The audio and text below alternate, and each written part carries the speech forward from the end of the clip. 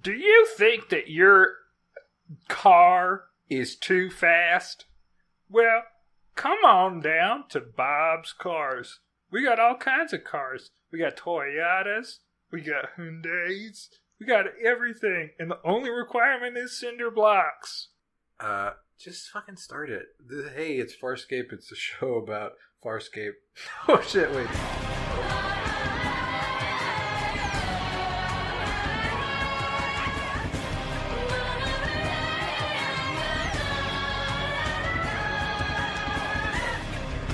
Welcome back to ScapeChatz, a podcast about Farscape.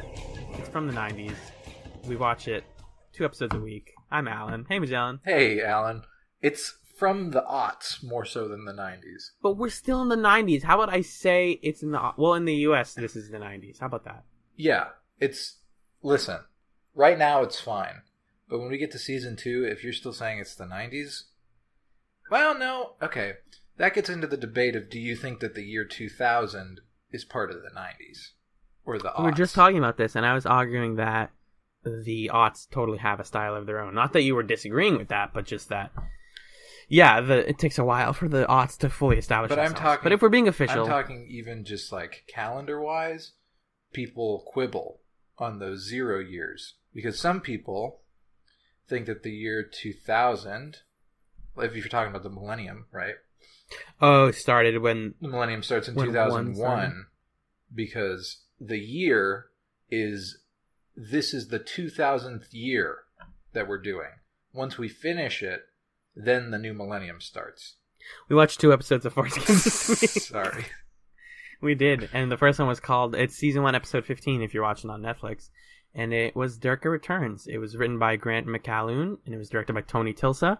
And it aired August 13th, 1999 in the U.S. Yes. John, what did you think of Durka Returns? Well, before I tell you what I thought, let's orient ourselves a bit about what else did Grant McCallum and Tony Tilsa do earlier in the season. Grant McCallum, this is his first Farscape script, so we don't really know much about this guy. Except that maybe he's all right. Maybe he's got a cute face. I don't know. Yeah, this is the first episode he directed. He wrote, and then he did a couple episodes in season 2. Yes. Tony Tilsa, the man of the hour, has directed more episodes of Farscape than any other human being. Which, congrats. Although it looks like he kind of leaves season 4. He only does 1. Yeah, season 4. I don't know what is up with that season, but a lot of people, I think they changed a lot of people when that season started. We'll have to wait and see about that. Tony Tilsa has directed up to this point PK Tech Girl and Till the Blood Runs Clear. Decent one. That one had some weird directorial choices. Oh yeah, that was the one with the glasses and I think so. The Mos Eisley Cantina. Yes. Yeah, that was a good one. That was an okay one. Durka Returns. What did you think? Just to part the kimono here a bit. Is that the phrase? Sure. I don't remember. Just to pull the curtain back a little bit. We watched this, a week ago? Something like that? Running on 2 weeks ago. This is our second run at recording an episode for this for Durka Returns anyway. So a lot of my thoughts are kind of recycled and hard to recover. But I remember liking the episode. There are some big plot elements of it that bother me. Specifically the plot elements that the title draws from, both the concept of Durka and the concept of him returning, I find troublesome. But the new character that we got this week, Chiana, who's going to be a crew member of Moya until the end of the run, is pretty cool. She's pretty cool, and other character moments were interesting. So overall, I think it's a decent episode. There are a lot of fun bits, but the driving force of it is frustrating. That's a good point. I also liked it quite a bit. I was just really happy to see Chiana because I think that Gigi Edgley is a great actress and she does a lot of good work in this episode with what she's given. The Durka stuff is just kind of a push for her to get onto the ship. I'm now remembering in our the uncut, unreleased recording that you pulled out, you noticed a lot of things that I didn't upon watching it that are just like, well, this is a weirdly written episode. They kind of had to do some weird narrative acrobatics to justify a lot of weird stuff. And it devalues some things we've already seen. So let us get right into it. Yeah. So let's start with Durka. Let's just do the plot. But the main plot kind of centered around Durka. So who is Durka?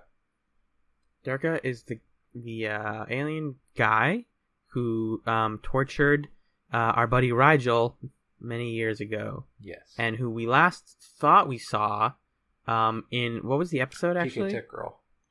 Thank you. Rigel sees what he thinks is Durka's dead body on a ship and then gets to have his moment of triumph, like, yeah, I outlived you, bitch! And that was the last time that we thought we saw Durka, and then we find out in this episode that he was alive. Yes. And that wasn't so him. So PK Tech Girl, Rigel gets that triumphant moment. And then in this episode, it begins with Moya's pregnancy is doing some weird stuff. It's sort of making her starburst randomly and poorly or something like that. Were you going to say it makes her Starbuck? Starbust is what I was going to say. Oh, okay. I was like, whoa, wait, wrong show, dude. And so there's a lot of turbulence going on. And so they crash into another ship, just a random ship out in the middle of wherever. Yes. And on that ship is a cool guy named Salus, who's he's got a cool Elvis haircut. He's blue. He's got great little bumps on his head that he can touch and they electrify his prisoners and stuff. Great guy. Weird. He's fun. He's fun. And the other guy on the ship is Durka. Except now he has like long hair and he's a little weird. But when supposedly reformed. When Rigel sees him, he's like, "Oh my god, it's Durka! I hate that guy. I want to kill him and get him out of here." But the crew feels like they have to be nice to these folks because they just crashed into their ship. And Salus is like, "Hey, we want to hang out here, and also we have a prisoner, and can we put her in your prison?" And that prisoner is Chiana, who is the same species as Salus. They are called the Nabari. You can do it. There you go. Yes, I'm reading it, so I'm not remembering it. I have all the information in front of me. Yes. And so there's some stuff. We'll talk about Chiana and what she does in a bit. I want to focus on Durka and just get through that nonsense first. Yeah. So that's that. They lock Chiana up. Rigel continues to have issues with Durka being on the ship. Understandably so. This guy tortured him for centuries. Do they have a word for centuries? Or did they just call them centuries? I think they called them cycles. Well, cycles are years. But did he say like hundreds, like 100 cycles or something? I think that's what over 100 cycles ago. That was when Durka supposedly died. It was over 100 cycles ago. So that's, what we learn is that the Nabari found him, that when his ship, the Zelbinian, was being attacked, he fled dishonorably, much to Aaron's son's dismay, and we can talk about Aaron's son in a bit. He fled dishonorably, and they captured him and forced him to go through a process of mental cleansing, wherein they essentially froze him in cryostasis for about 100 years and reprogrammed his mind to remove his like evil impulses and to make him feel guilty for what he'd done. And so now he's on the other side of that, and supposedly he's reformed and he's a good guy. And he's being nice to everybody. Still, Rigel tries to kill him with a bomb, with some kind of rigged explosive on a DRD. Which I said looked like a sci-fi Skip It, and then we talked about Skip It. Yes. I agreed that it did look like a sci-fi Skip It without the cord. Right, without the cord. So this bomb goes off that could have killed John Crichton and Durka, but luckily just injured them. And so they're like, Rigel, you're going crazy. We're going to lock you up. Durka's still being a nice guy.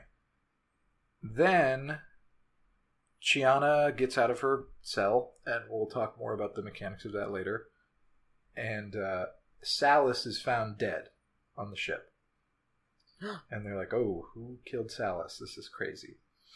Right. So they start looking around for Chiana, but some of them suspect Durka, I believe, right? Rigel certainly does. Yeah. It gets to the point where Rigel and Aaron's son are with Durka. Either they run into him or they're with him on the ship looking for Chiana. And then they get to a room where he, like, isolates them and reveals that, oh, turns out I'm evil again. And I was never reformed. I have taken over the ship. Well, him being never reformed is a issue. Yes.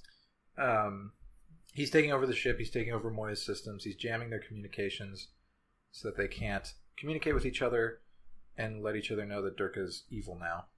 And then he is threatening to do some torture, but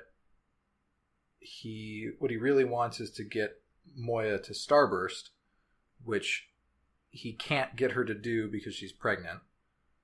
Right. And so he's like, well, then the way to fix that is to kill her baby on the inside of her, which is so dark. Which I was saying, if that was humans or even human-like, then that would have been the darkest plot of this show so far. And so he tries to go down. He tries to go down. The cops come and they start shooting at him. Yeah, to get a transport ship, or just to get the Nabari ship to basically blow a hole in Moya's womb so that he can starburst. And then John Crichton stops him and blows him up and sends him out into space and all that, and it's great. Good job, John Crichton. GJ. So JC. that's Durka. That's his arc in this episode. Uh-huh. I had a lot of issues with that plot. That is the source of a lot of my problems with this episode. Because first of all, it's just cheap that they sort of robbed Rigel of that moment in PK Tech Girl, which was a nice, cute little tossed-off C-plot. You know? It was so simple, and it was just... He had this moment of triumph that nobody else saw. It was just... We learned something about Rigel in a very unique and interesting way. And then they're like, oh, what if we just bring that guy back? And he just fights him some more or something. And so we get this scene, like, just a really awkward, almost neutered torture scene where he doesn't torture them at all. He just, like, talks about it. And Durka actually comes off as kind of dumb in this episode. Like, he's not really that scary. He's kind of intimidating, and, like, I wouldn't want to talk to that guy because he's a weird guy. But he doesn't ever really succeed. Because even when he's jamming everybody's communications and he's seemingly... he has the upper hand, he still almost falls for the stupidest plan that John Crichton has ever concocted in his whole life, which is to get Chiana to lead Durka into a room far enough where John Crichton can shoot him. And he almost falls for it. They kind of, at least the show realizes that that's a terrible idea. Right, it is, but he still almost is like, what's in this room? Ah, it's John Crichton. You got me! It's like the most basic stealth game procedure ever. Mm-hmm. So he almost falls for that, and yeah, he's just not really scary. He kind of reveals himself to be a bit of a coward. And there's no explanation of how he got out of the mental cleansing state at all. I think, and then I argued. Sorry, I keep just bringing up what was talked about before. Say the points as if you're saying them for the first time now. Well, the argument is that I have is basically just that he, and I'm trying to play devil's advocate here, but like maybe he just has a really strong will and was just resisting the torture. But then I guess you could argue that that doesn't make sense because there are parts where it's like, oh no, he definitely was, and how did he get it by them this long? Right, because so first they suspect that he could possibly have killed Salus, which is like that if he was mentally cleansed, that's not possible. Right. When he reveals that he's evil, he is talking to Aaron's son, and he's like, when I was mentally cleansed, I felt bad about all the stuff I did. But now I'm like, why'd I feel bad? It was cool, evil stuff. It was great. Which means that he was brainwashed at some point. Yeah. And he admits that, and he knows it. And then there's even a part where Rigel makes fun of him for being weak-willed and for being brainwashed. Being able to be brainwashed, yeah. And he clearly... He looks like his feelings are hurt. Like Rigel was being mean to him. He's like, oh. Being bullied. Oh, man. Stop it. So, Durka is clearly acknowledging that he was lobotomized for all intents and purposes. And that he seems to have spontaneously come out of that lobotomy. But then the question is, how mechanically did that happen? This gets into the thing that is starting to... The episode doesn't explain... Sorry to cut you off, but the episode doesn't explain it. It just... People keep asking, how did he stop being mentally cleansed? And then the other people they're talking to are like, I don't know. It's weird. It's wacky, isn't it? What were you going to say? I mostly forgot the point I was going to make, but... Okay. Sorry. It's okay. But yeah, it's just like, if you're gonna bring it up, if you're gonna reference the fact that people are like questioning why he isn't still mentally cleansed, then why not just answer it? It's not a hard question to answer. Yeah, like it. I could write that. It could have been as easy as, like, I was cleansed by Salus, and now Salus's brainwaves are gone, or something. Yeah, exactly. I think yeah. Which I think I had a reason that doesn't make sense, but I'm not remembering it at the moment. Right. But just it's such an arbitrary concept that you can just whatever. And you have a Nabari still on the ship alive. You have Chiana. She can give the exposition reason of like, oh well, it wore off. Everybody needs to be brainwashed every couple months or something. Yes. Yeah. So. What is the next major plot point that you wanted to... Let's talk about Chiana and just what her deal is, I guess. Oh, I love her. Oh, I want to hang out with her, and I want to see her go on adventures. She's great. She's a peach. For as much as I didn't like Durka and what was going on with him, I, equal and opposite, really liked what was going on with Chiana. She has potential, because her visual design and her costuming is very much supposed to sort of be a little bit sexual and a little bit sort of sassy and cool, which it conveys so quickly. Like, she's brought onto the ship, and I was worried at first that her arc in this episode was going to be this, like, oh, I was imprisoned by these crazy people of my race for an unfair reason, which lines up exactly with everybody on the Moya so far. And it was going to turn out that her crime wasn't anything serious. That essentially is what happens. But what also happens is we get a lot of her talking about how she wants to feel like she's in control. I can't remember the exact line, but one of my favorite lines from this episode was her saying something along the lines of, "I don't let anyone control me, and I don't take shit from no one." That's obviously a paraphrase, but she sort of very quickly establishes herself after that as being very capable and able to kind of rescue herself. No one unlocks the door for her, which is a thing I appreciate. Like, this show so far has been consistently impressing me here and there with its sort of contemporary view on tropes and sort of bucking these trends of things involving gender and damseling and just all of these different ideas about sexuality and whatnot. So that's why I like Chiana, is I feel like she is the exact epicenter of that right now, and hopefully that becomes her role in the future. But in this episode, she totally is introduced, and then we think one thing about her, and then they flip the script, and that's what this show does best, I feel like.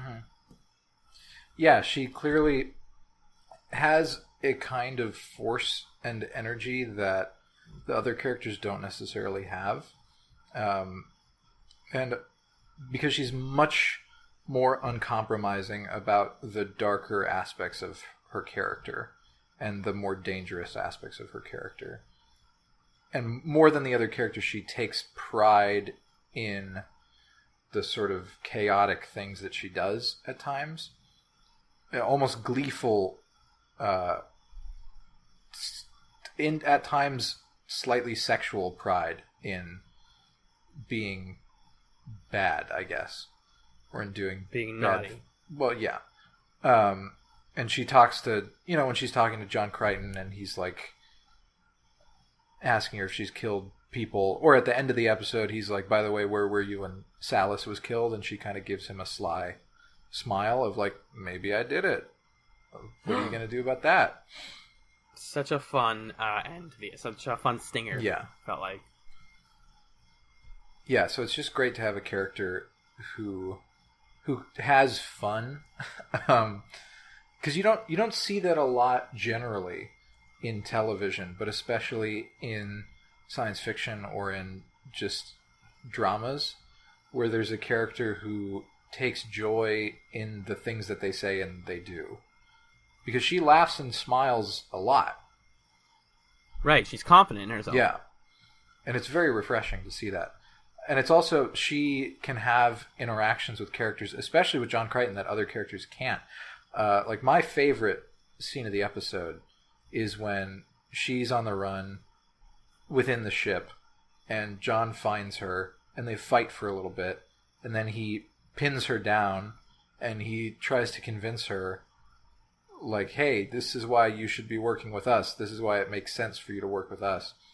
And she is playfully playing devil's advocate and arguing against him. And they are face to face the whole time, very sensually, as the scene is constructed. Right, it's shot sort of it's like shot like they're gonna kiss. Well, specifically, it's shot like the way that the Aaron Son John Crichton scenes have been every episode. Right.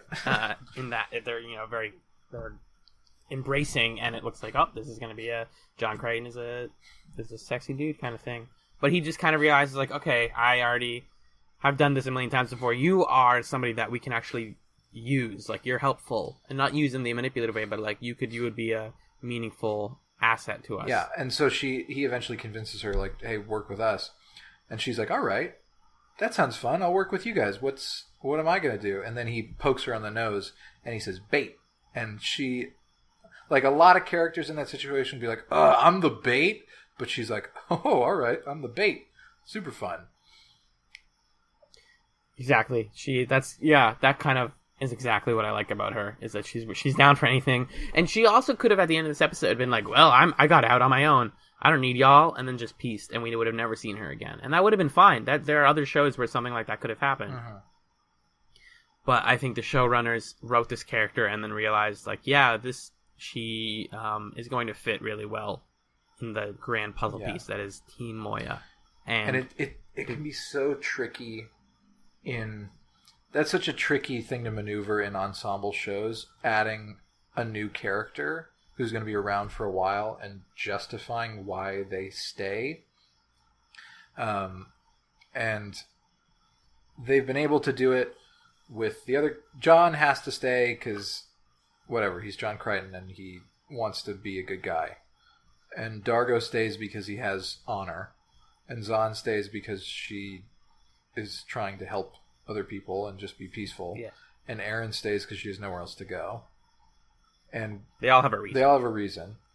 And with Chiana, it's kind of like, well, what is her reason? I'm here because why not? Right. She's here because she's curious. Like, well, fuck it. Let's see what happens. And that's fantastic. Because also the other thing is, every other character is a character who's looking for home, who's trying to return somewhere. They have a destination. Whereas she... Be to Earth or to where they belong spiritually, or their actual home planets. Yeah. Because even Aaron's son, who is shiftless and doesn't have a home, at least up until this episode, there's the idea that she could go live on Earth if John Crichton ever finds Earth, which we'll talk about when we talk about a human reaction. Yeah. But there's that idea that there's still hope somewhere in Aaron's son's future that she can settle somewhere with John or with whomever.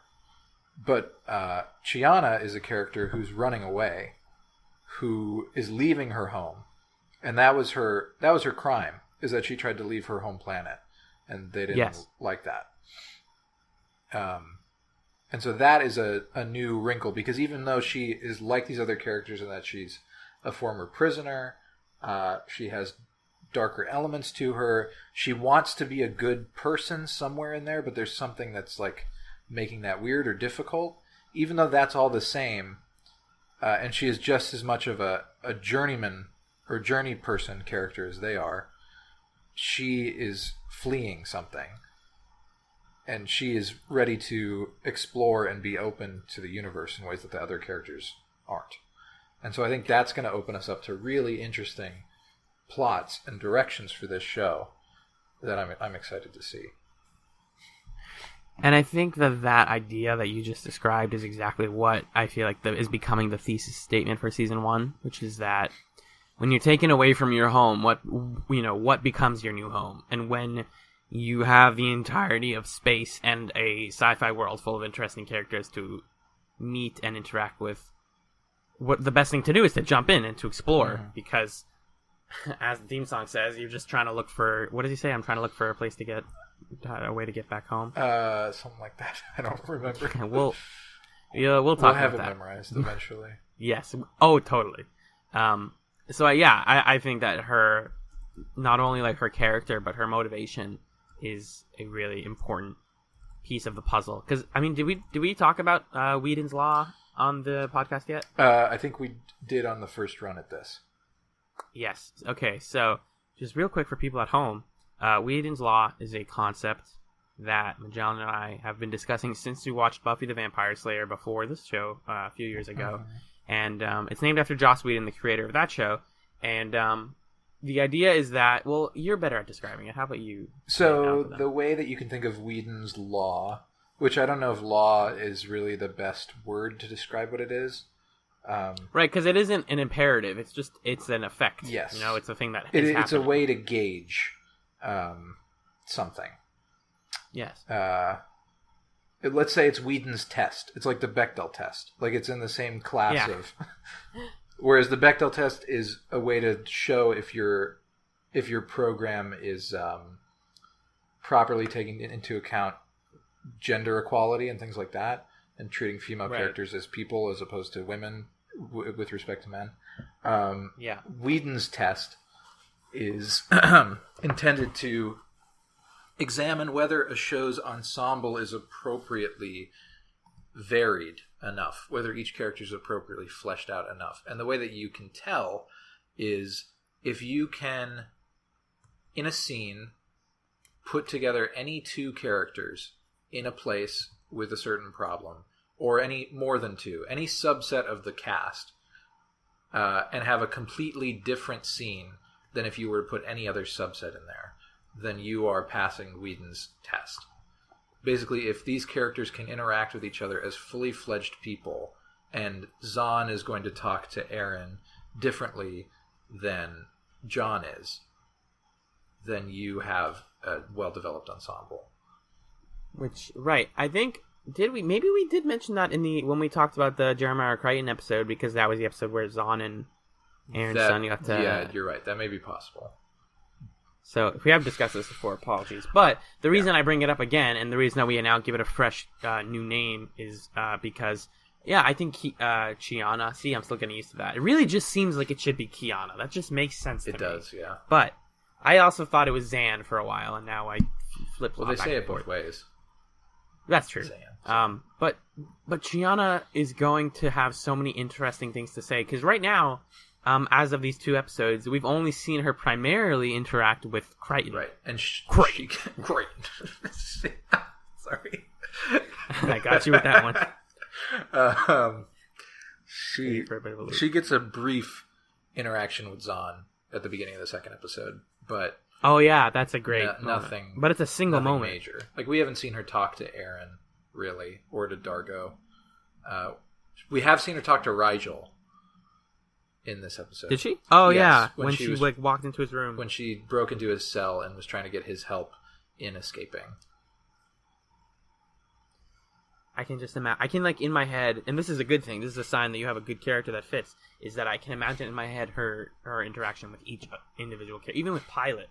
Oh, I can see her being like, "Ooh, what's this button do?" You know? Yeah, because it's like, it does the beep boop boop. Because with she's like, it's cool. great to have her energy, her weird rebellious energy. Because with John, we see it where he's he can play ball, but he also can be all right, let's focus here. With Rigel, it's super funny because he's stuffy and proper. And then she'd probably have similar interactions with Aaron and Dargo, honestly, because they would probably... Where she's like, stop being so stuffy, and they're like, the business... I'm a warrior. I'm Aaron's son. Let me tell you something. I talk into my boobs. Hello, boobs. How are you? I'm Aaron's son. That's that's Dana Carvey doing Aaron's son. Yeah, I was gonna say that isn't even close, but it's good. It's close if you're doing an impression of an impression. Hello, I was on a tour of I'm just gonna say it. I'm in Washington D.C. right now. Oh I my was God. on a tour of the main reading room in the Library of Congress the other day. Cool. And the lady giving the tour was like a living, breathing Dana Carvey character. Whoa. Because she had this... She was middle-aged, in her 50s or whatever. Hot. I'm into it. Sorry, I choked on my water with how hot that was. Sandy blonde, painted nails, southern woman. Okay, I'm into it. All right, pants are off. She's talking about the library, and every sentence she says, she follows up with an awkward smile and a mug around the crowd, the way that the church lady kind of looks around, you know? Oh yeah, I can see it with the it's she only goes two directions, Yeah. Straight left, straight right. Yes, And we're so all she's happy. and up there is where they did that scene from the National Treasure movie, and she kind of gives a weak smile and looks around at everybody. Ugh. It's so weird. Anyway, What does it have to do with? Oh, it's just the voice, I guess. what does that have to do with Dana Carvey? No, what does that have to do with the point at hand? What brought you to that point? I was talking about Dana Carvey. Oh, okay. And she fair enough. looked like Dana Carvey in drag. Gotta Oddly love pretty. it. Oh, Oddly Pretty is a good name for this episode, by the way. Not that we name our episode. Not that we would the ever last thing I wanted stoop to come to that. No, that's disgusting. What? Ugh, God, that'd no. be so pedestrian. That's an idea for the future, maybe. But the last thing I wanted to talk about in regards to Shiana is just that I don't know if you knew this, but we've talked about age on this podcast and how different characters kind of are different ages than their actors. Yeah. And we don't know how old... I'm going to sneeze, by the way, so everyone get ready for that. Oh, it's gone because I mentioned Damn it. Great work, Sneeze. We could have had a perfect episode. Gigi Edgley, the actress who plays Chiana, was born in 1977, which, if you do the math, means that when she was doing this episode, she was 21 years old. Wow. She was, let's just say it, she was our age. That's crazy. I'm going crazy. Oh, man. How do you get such a good performance out of such a young actress? Especially I think at 21, plenty of people are good actors. You're good at playing sass. Yeah, that too. Because there are moments where John. joy... Well, yeah, what's up? Oh, I was trying to... Oh, okay. Sorry. I'm just saying, good, babe. There You're are good. moments where the reason that you don't see actors in dramas enjoying themselves is because sometimes it looks like they're breaking character. Yeah. And with her, sometimes it Fallon. looks like she's breaking character a little bit. But only because her character is so sort of she gets it. Right, she's a little bit almost fourth wall breaking. Yeah. In that she's like, we're all just having fun. Yeah. I was going to ask you a question. Please do. I have one more, Do you want to read thing me... about Chiana. Oh, do you want me to read the stuff? Oh my god, say it. Do you want me to read the stuff? Because it's in the stuff.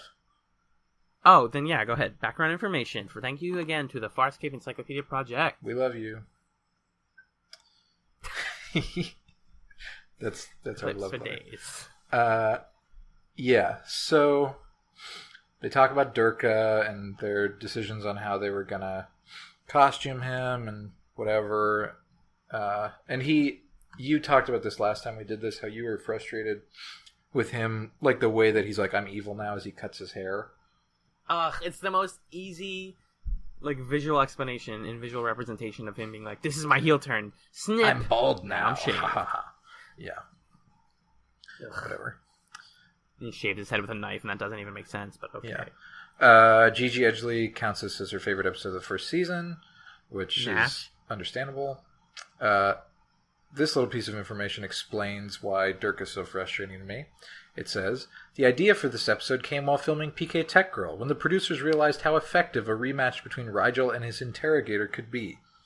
That's great, guys, if he wasn't dead and you hadn't just killed him. And if there wasn't a rematch. Or if there was a rematch. There was no fight. Right. They didn't really show down at all.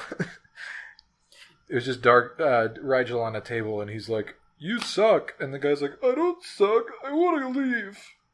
I'm out of here. Grenade. And that's it. The other thing I remember mentioning in the last episode that we're not supposed to talk about is that one of the things that really sort of neuters Durka for me is that he's supposed to be torturing Rigel, who is a puppet.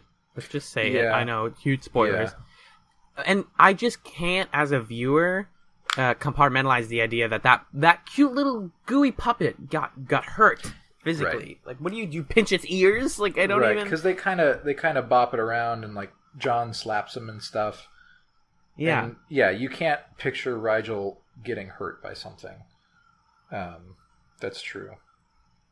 That was just and so torture is hard to understand with respect to Rigel. Oh, okay. And in general. Yeah.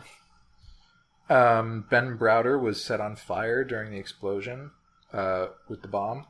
So that's cool. There was like, that one was weirdly worded, right? We were on a 20-second delay, and it was a wide angle. I was totally obscured by the flame, and of course, I was smoking from my backside. What does any of that mean? No, he was just on fire. That's really the gist of that. Rockne O'Bannon talking about how some fans were upset that they were adding a new character. Ugh, disgusting. Which, I mean, I like, that's fine. I think Chiana's cool, but I can understand a fan being like, oh no, we were only just now starting to get the vibe. Now you add a new character? This is... Yeah, it's been 15 episodes. You don't know enough about the whole show yet. Yeah, we don't even know anything about these characters, and you're adding a new one. No, I was trying to disagree with them, but I guess they... We're good at hearing what we want to hear. Nah, I know sci-fi fans, believe me. I was trying to break the fan stereotypes by making him sound like that. So that voice is going to come back whenever sci-fi fans are complaining. Oh, I like that. All right, cool. Just setting up a little continuity for this show. So they were upset. Some people were upset that there was a new character. And I love the quote from Rockne O'Bannon here. He's talking about how hold on. Yeah, the Sci-Fi Channel was trying to up the ratings. They're trying to improve the ratings. And so he says, the Sci-Fi Channel was trying to find an audience and create a market. And of course, an attractive girl is easy to market. Which is like, all right. Good work. Come on, Rockne. And then I think we also then looked at pictures of Rockne O'Bannon and we confirmed that he's just a dude. He is such an interesting voice. And all of his quotes every week are really smart and kind of... cool. Like, he seems like an interesting showrunner. Yeah. But then you're like, oh, he's probably some wacky Australian badass. And he's just a white dude. Like, he looks like, I'm trying to think of, oh my god, he's like the dad in something. You got this. Who's the guy? He's like this character actor guy. I said he looks like Vince Gilligan in some shows. No, I know. It's Vince Gilligan had sex with this guy. What? I can't think of the actor, but he's like one of those character actors with just like a normal face and like a really high forehead, and he's like the dad in a lot of stuff, but he's always like a weird dad, but like not an evilish dad. Oh, you're not. I thought you were thinking of Michael Rappaport. I got wait. Who's that? Look him up. Michael Rappaport's one of my favorite actors. It's awesome. Don't make fun of Michael Rappaport. It's not him. No, not that guy. I like that guy. Oh, fuck. You can do it. We're holding this. I'm losing his face. Come back. He's just one of those guys that you just see and shit. I'm just going to look up character actors. We'll move on, and if I find him, I'll say it. Okay. I will pick up from where you left off in terms of background information. The whether Chiana killed Salas was intentionally left ambiguous, and O'Bannon noted, quote, whether she did it or not was irrelevant. It was merely the ambiguity that was the point in terms of her character, to make her potentially dangerous and someone we weren't sure of. Mm-hmm. It was something we were doing with all the characters, including Zahn, who seemed the most benign of all. Every character on the show has a dark side. They're not necessarily evil, but they have dark sides and secrets. Wait, like real people? Oh my god. Yeah. Also, Chiana was originally going to be killed off in this episode, and then they were like, she seems pretty cool. They didn't know. I think they were just kind of testing to see how it would go. Yes. And then there was also some like credit of that the guy who plays Salas is based on, or Salas the character is visually based on somebody who worked on the show. That's neither here nor there. Do you want to have a long discussion about how I found out via IMDb that either the working title of the show or the like teaser trailer title in the US for this show was not Farscape? You want to know what it was? What was it? It was a little show called Space Chase. Space Chase. God, I would have watched it sooner, even though I was like 3, if it was called Space Chase. Space Chase. Space Chase is also one of those Wikipedia pages that's like an 18-page disambiguation. A song by Hawkwind, an Atari 2600 game, an album by Tab 2, the 2005 British short film, the pre-production name for the television show Farscape. I like putting the wrong emphasis on the right syllable. We should call this show Space Chase. ScapeChatz. Space Chase.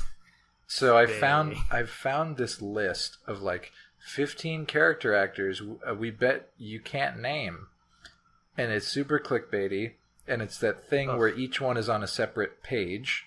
Of course, so that they get their ad. But the best part is that the way they do it is they're like, here's pictures of this character actor. They were in these movies, but their name is on the next page. Oh, that's gross. At the top of the next person's like images. ScapeChatz, the podcast where we describe clickbait to you. I'm just saying, I'm doing this for this show. I'm doing it for you, man. He was. His face keeps swimming into my mind. He was in like something where he's like the shitty guy. How about if you find out either after recording or during another episode, I can plug it in right here. Okay. That's who it was. Oh man. I'm gonna keep looking. Doy, dingle, dedoy, dingle. Nope, it's Sorry, not guys. that guy. I know that guy. Okay. We are talking about Farscape, and it's a show about Durka. Yeah. What else? I think this episode's done, right? That is the first episode of this week's ScapeChatz. It was a good episode. I'm excited about Chiana, but I'm really excited to talk about the next episode, which we're going to talk about right after this. Thanks, Magellan and Alan, for the sick transition. Now it's time for episode 8's Moya Bag, where I, Alan, discuss the show's feedback and talk about the episodes which we recorded a long time ago. This one in particular was recorded in July 9th, 2015, on July 9th. And this was a fun one to record because a lot of people consider this the first point where Farscape got really good, and we did too. The human reaction episode, which you're about to hear, is or the discussion, is one of my favorites that we've done, and also it's still one of my favorite episodes. So I'm really excited for you guys to hear that. We had a lot to say about John Crichton and humanity and aliens, and there were moments in it that almost made me cry. It's just a really great episode, and I'm excited to listen back to it with you guys when this episode goes up. Because fuck if I listen to this stuff when I edit it. I just throw it in the compressor and then boop to boop. So yeah, I'm gonna read the one piece of feedback that we did get this week on the Farscape subreddit. This is from user Sick Keeling. When I first watched the series, I had no spoilers and saw no lists about which episodes were great and which were skippable, but I do remember thinking that Jeremiah Crichton wasn't the best episode in Season 1. When my husband went to watch it, I warned him that it was considered the weakest episode of the series, but he didn't mind it and kinda liked it. He liked the slower pace of it and really liked that Rigel finally got some of his former glory back. Looking forward to next week's ScapeChatz. Thank you, Sick Keeling, for the comment. Yeah, I also had no spoilers except reading that this was a bad episode. The slower pace of it does lend itself to some more delicate storytelling than the show has seen before. And the Rigel stuff, like we mentioned, is the best stuff in the episode by a long shot. Also, it's not as bad as people say. It's not trash. It's just really sloppy, and there's that whole Rigel puppet thing that we talked about. But yeah, it's not like, if that's the worst of this show, then we have nothing but good ahead of us. And especially next episode that we're going to be discussing after this little break. So, yes, thank you for the comment, Sick Keeling. If you'd like to leave a comment for us to read during the Moya Bag, or to answer a question, you can do that by posting on the Farscape subreddit. That's reddit.com/r/Farscape. We usually have a post for the previous episode the day that it goes up, and it stays up on the front page of that subreddit for a while. You can also, if you don't want to make a Reddit account, you can email us, ScapeChatz@gmail.com. And that is also a great way. We would love to receive some email. We actually got our first email today. This is just a quick side thing. That was like a weird one of those scam emails that's like, we edit your podcast for $300 a month. And it's like, dude, I press a couple buttons in Audacity, I hit save, and it sounds great. Or at least now it does, as of episode 7. So that's where you can send us feedback. I talked about what's coming up, and I just wanted to do some quick plugs for some other projects that we've started recently, because at this point in ScapeChatz we hadn't thought to actually do plugs. We were like, no, this is a no plugs show, but plugs are sometimes fun. For example, I started another new podcast with my friend Ryan called Fireside Friends. You can find that at firesidefriends.simplecast.fm, or on iTunes or Stitcher or anywhere you listen to podcasts. That's a short bi-weekly pop culture podcast where we just talk about stuff, and it's very low-key and chill, and we watch or consume a piece of media every week and discuss it. It's great fun. I've been told it's a good show. We're only one episode in so far, so you can get on the train early. Magellan has also started a podcast that's a little bit further in, called the Stanford Improv Radio Hour.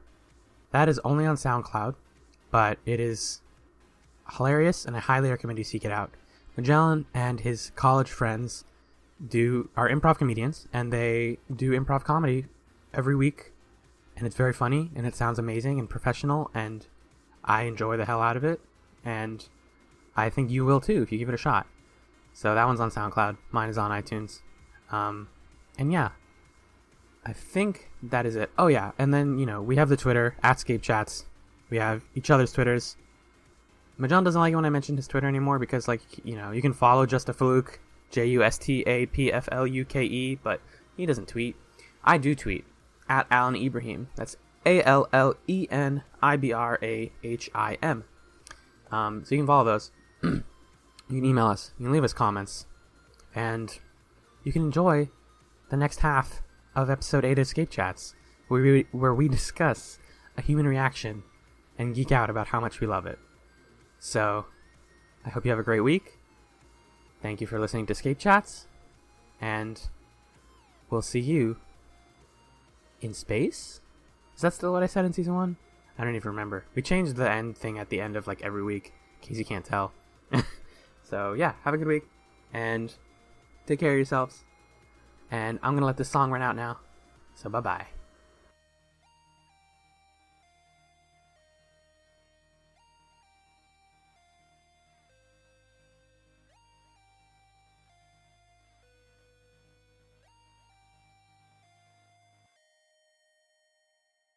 Welcome back to ScapeChatz. We're talking about the second episode now. Yes, we are. Oh my god. Best episode? Best episode? It's, yes. So far? Sure. I think so. I've been saying that about other episodes, but I feel confident about this one. We are, of course, referring to Season 1, Episode 16 of Farscape, which is A Human Reaction. My God. And the one sentence, I forgot to do this for the last episode, but it's not a big deal. The Farscape Encyclopedia Project says, for this episode, John Crichton finally returns to Earth, but all is not as it seems. Ooh. Oh my God. So you had watched this episode before I did, Mm-hmm. and you were telling me, like, dude, oh my God, so crazy. Oh man, this show is wild. I love it. Oh my God. And I'm like, this is, what? He probably goes back to Earth and it's like all a dream or some dumb crap. And boy, howdy, I was wrong. You were saying that it is hinting at a tone and style of this show that it hasn't done before, and like if this is the sort of pace and style that the show can stick to from now on, then this show is like going to be one of the best. Mm-hmm. That's just part and parcel. That is what this is. Because it's such a simple premise. Like basically, how does the episode start exactly? Well, just to go off that point that you were making right there before we dive into the plot, which is it can be a little convoluted. Yes. But the thing that is so perfectly beautiful about this episode is that it deconstructs what you thought the point of the show was.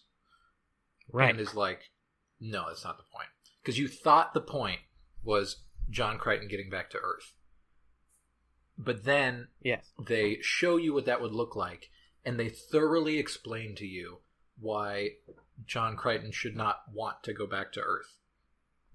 And it throws into stark relief how much he belongs in the world of Farscape with the other people on Moya. In a way that's like, wow, this is beautiful and heartbreaking. And it leaves you with the sense of the rest of the show is like, well, all right, now what? What do we do now that we're drifting in space? And I just, I really love that. Yeah, and I hope we were talking about like whether or not the results of this episode mean that the show is just on a different path now, and whether or not John Crichton as a character isn't his sort of motivation has changed completely. So essentially, we don't need to go beat by beat, but John Crichton find the people on Moya. They find a wormhole in the middle of space, and John realizes that it is the same wormhole, or it's a similar looking wormhole. It's just a wormhole. Yes, it's a wormhole, and he says, "Oh, this is the wormhole that this is like a last time I went through a wormhole, it took me to Earth, or it took me to space from Earth.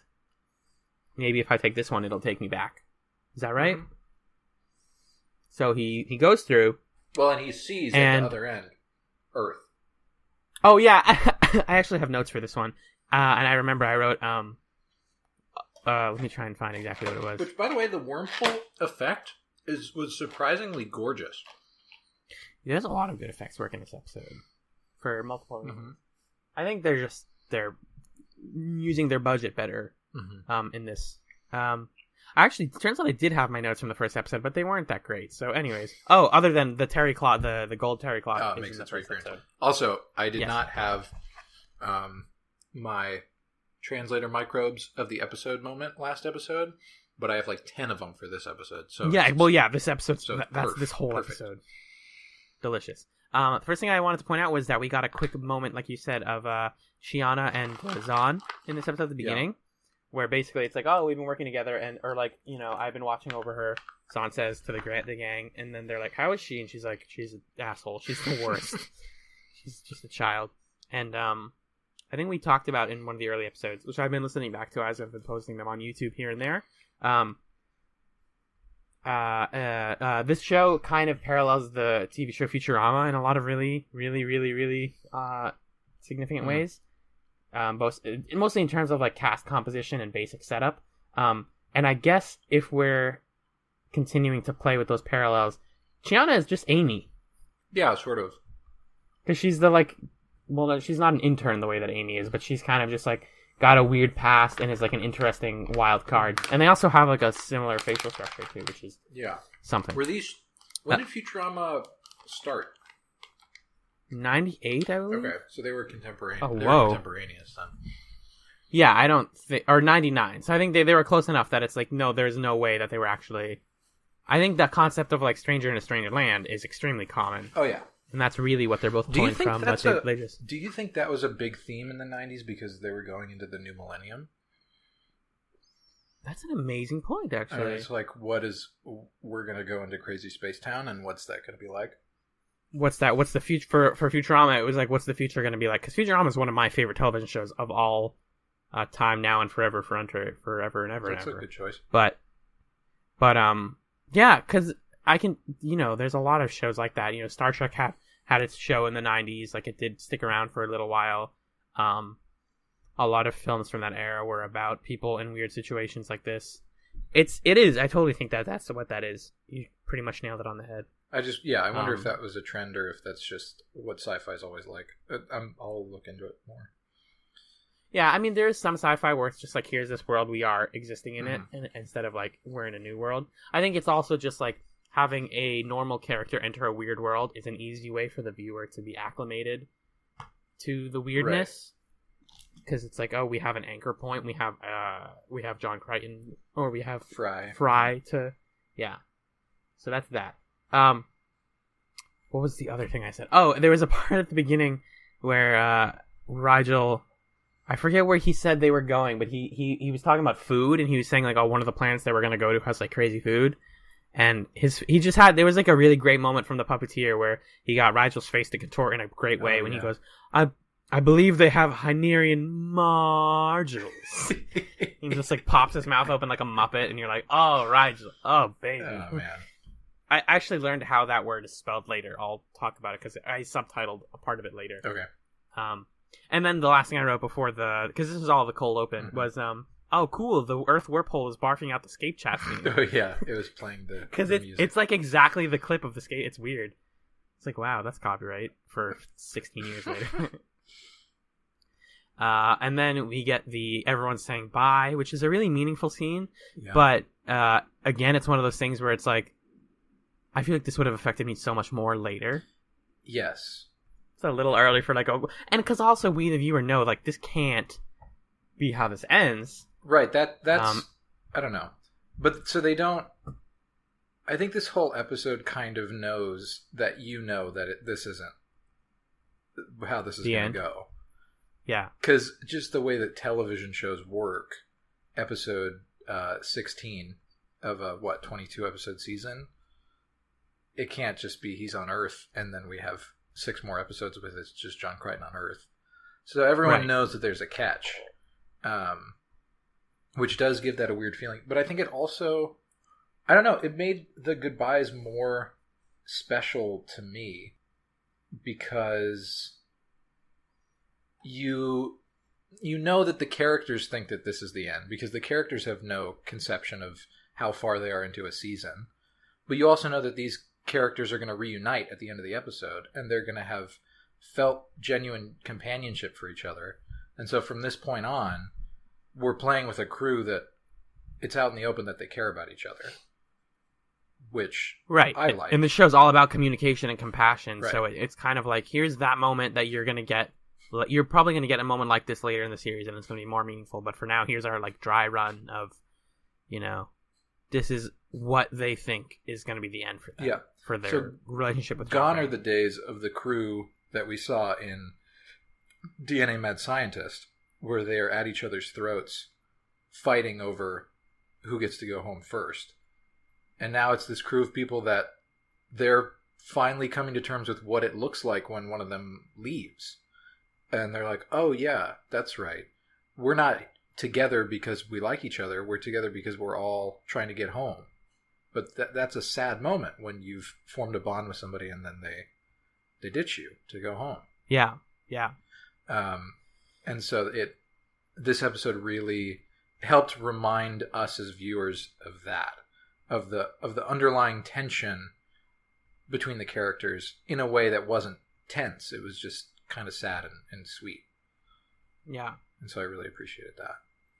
And it's a pretty snappily paced scene. It's just like Dargo has the moment where he's like, goodbye, Crichton. And then he cries, and it's like super sad. And they have this respect for each other that they developed in Till the Blood Runs Clear, where they're comrades. And for Dargo, again, a teenager, it's like, this is his bro, he's leaving. Yeah, and Rigel doesn't want to get all sappy, which makes sense because he's, regal. And right, but even Rigel has his moment of emotion. Such a great, and I'm jumping a little bit ahead of where we are in this scene, but when Crichton is actually in space and he's about to enter the wormhole, and he's hesitating because it could kill him, basically. Right. And Rigel's on the ship, and he's like, "Just do it, you lucky bastard," or whatever he says. Oh yeah. Yeah, and it's such a beautiful. Whenever Rigel is sincere, it really hits home for me, and I don't know why, but it's so. I think it's just because it's because he's a goofy looking puppet, and whenever he's wacky, it's like, oh, that's Rigel, and then when he's sincere, you're like, oh my god, like they made me feel something with a puppet. That's a good out of context quote, just for not for the show, but just for me to have. They made me feel something with a puppet. And then Aaron's son probably has my favorite series of moments in that scene where you expect the they've had intimacy at this point, but they kind of just shake hands and say goodbye, or they do a quick hug and they're like, well, because he wants her to come with him. Yeah, because he's like, Aaron, you look like a human. Everyone's gonna think that you're super hot on Earth. Come on, let's go to Earth. We'll hang out. You'll be a goddess among. And then she's just she's afraid, which is really such a beautiful moment from Claudia Black, where John is near the Farscape 1 in its little hangar bay, his ship, his shuttle. And he's saying goodbye to everybody face to face. And he had already been like, Aaron, come with me. And she said, no, I can't. I just can't do it. He's saying goodbye to everybody. And then she is seeing him say goodbye to everybody. And she's around the corner. And they share this look where she, Claudia Black packages so much into that expression of she really wants to be able to go with him, and she wants to be in a place where she can say John, I care about you, and I think I could find a home with you, but she's so afraid in a really just purely human way, which is interesting because not human, right? And it's fantastic, that moment. Those are the little things that you watch shows like this for. Those little rewards. Absolutely. Of when you can understand a character, and with a look like that, you can get a full conversation between the two of them. There's just, that's why you watch television, really.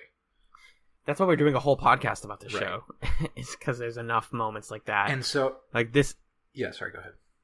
I'm just gonna say this episode sealed for me more than any other up until now that this is a show that I want to watch all of and just melt into, because we were talking about, and I'll let you get back to your point real quick, I hope you don't forget it, but just I was talking to you recently about how there are certain shows that I'll watch that I feel once they hit a certain pace and once they hit a certain tempo, you can just kind of live inside of them and let them absorb you.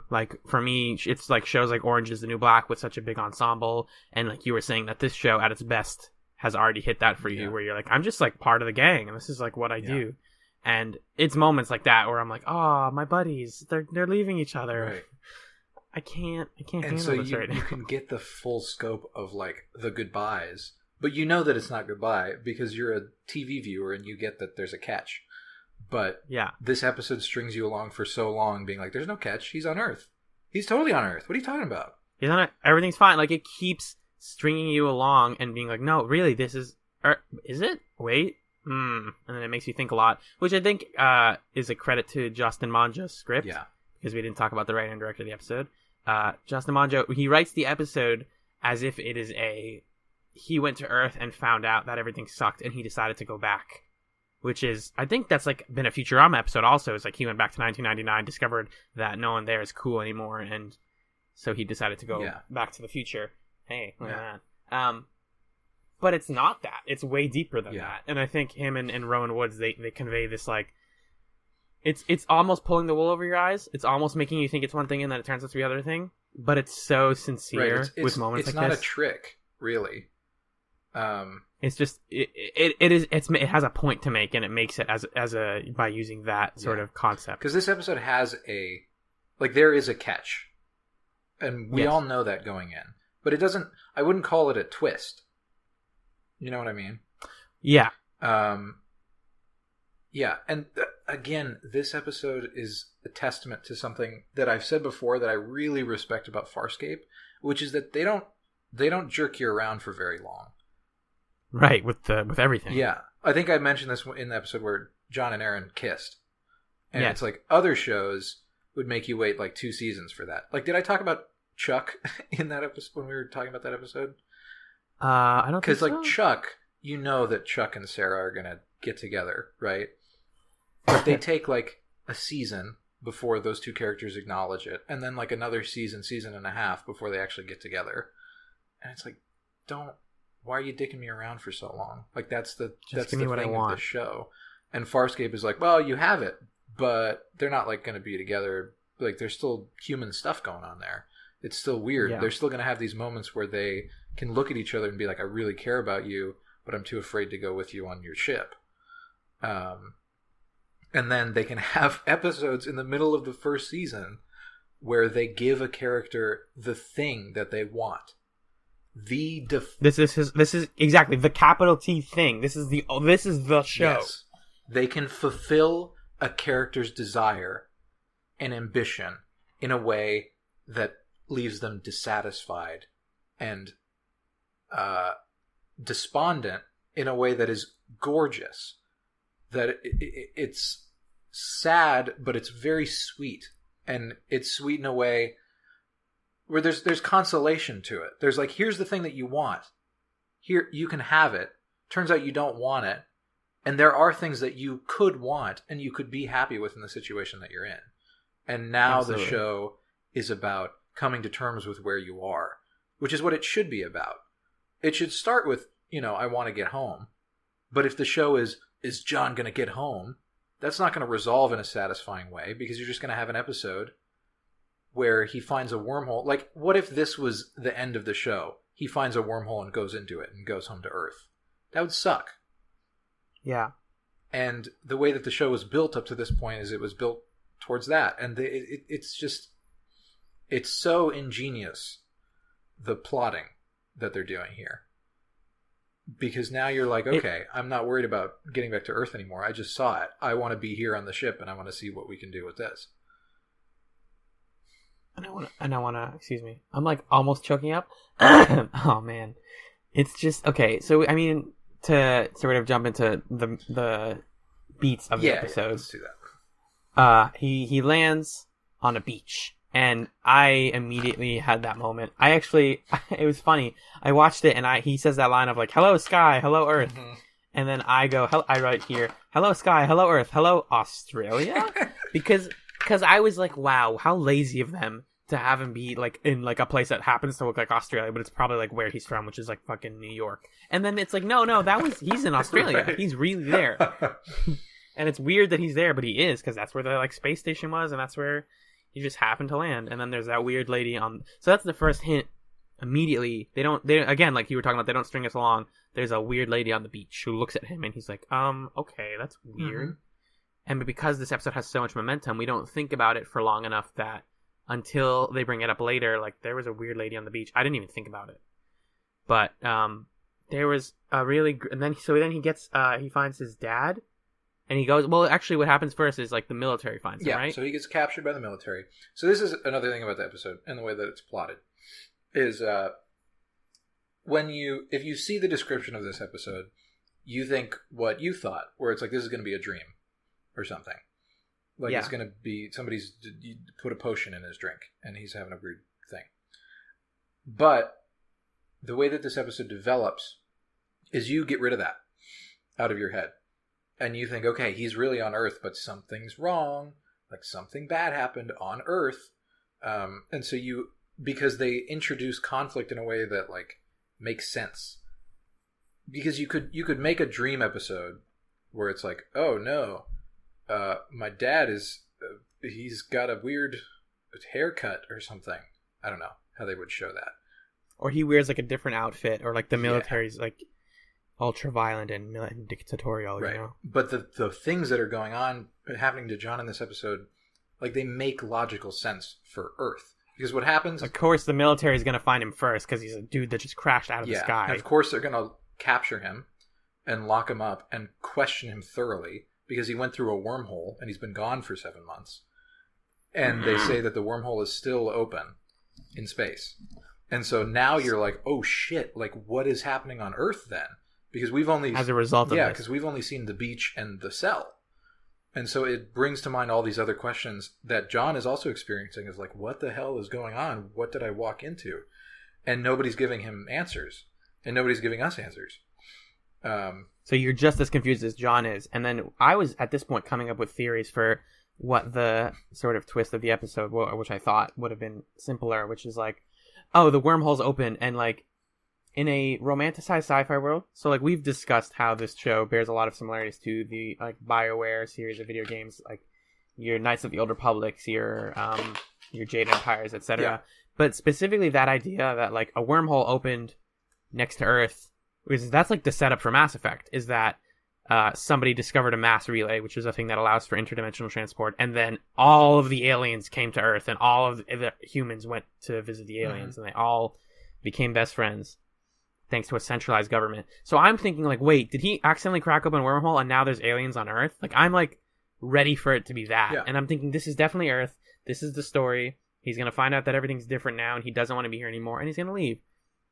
But he gets on the military place and they just won't tell him anything. He's like, he's in prison, and one of the first things he asks his like guard, he goes, who won the last Super Bowl?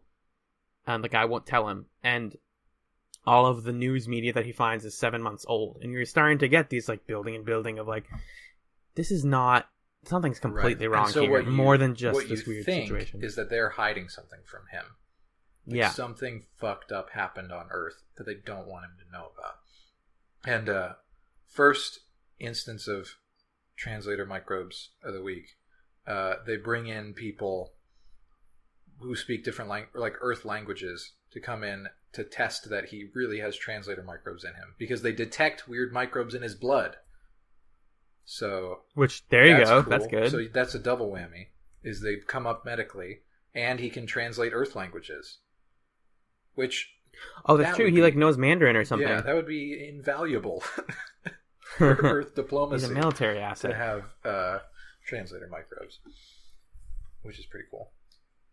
Anyway, so he's locked up. Then they bring in his dad, and played so fantastically by Kent McCord. Yeah. And which, by the way, he and Ben Browder are the only two like prominent American actors in Farscape. Ever at all? I think so. There might be some people who come in for an episode or something, but they're like the only two big recurring ones, guys. Interesting. And so his dad is there, and his dad like can't really tell him much, but he's kind of like, hey, just like cooperate with these guys, they're whatever. Then his dad takes him out to the beach, right? Yeah, and they walk on that like weird sky bridge next to the beach, and they're talking, and the dad is like, hey, they're all spying on you, they're all over the place, and then he like throws his... That's a great scene. Where he goes like, see that lady at the beach? Watching you. See that guy with the newspaper? Watching you. See those two? Watching you. And you're like, this is, yeah. Again, the skeebies. And he throws his little, his wire into the water, and it fizzles. Yep. And I don't remember what they talk about. Do they... Well, I think it's a lot of like him debating, like, are you actually my dad? What the hell is going on? Why is nobody telling me anything? Like that. There are just a lot of good directorial decisions like that scene, and also the one right before that where he's first being brought into the prison, and there's a bunch of photographers taking pictures of him, and every time someone takes a picture, the camera cuts to the like first person view of the camera. Yeah. And I actually really like that effect. I know that's been used like in a cheesy way in a lot of shows, but it works here because it's like, he's like E.T. now to these people. Right. He's just a crazy monster. Right. Anyway, so they have their little chat, and then John goes back into the holding area, and the episode starts. Like, it gets even... The second act goes nuts. Because guess who showed up to see him? Everyone. It's Aaron and Dargo and Rigel. Except Zahn. Well, okay. And Shiana. Yeah, and they're on the ship, probably. Yeah, they're all because the idea is that he went into the wormhole, and then they were like, oh, maybe he got hurt in the wormhole. Let's go check. And let's go check. Which, okay, there's some stuff around that. That's my only issue with the episode, is the logic of them showing up, but we'll talk about that later. Yep. So they're there, and they're like, we were worried about you. And it was either Dargo or Aaron's idea. I don't remember who. Yeah, I think it might have been Dargo's idea. Yeah. But then Aaron and Rigel both went. Yeah, they were like, hell yeah. So they're there, and they are super scared because the humans are like, probing them and being like, you're fucking aliens. And the humans can't understand them. Also cool. Oh, that's the best moment of the episode, I think. Super cool thing that they do is they show the outside perspective of what the aliens sound like. Finally. They did that a little bit in the first episode, but then they gave him the microbes and... Oh, right, where he doesn't have the microbes yet. I just imagine you having a raging hard on during that scene of like, oh. I loved it. I loved it so much. Because you hear what Rigel sounds like, and he sounds really cool, and you hear...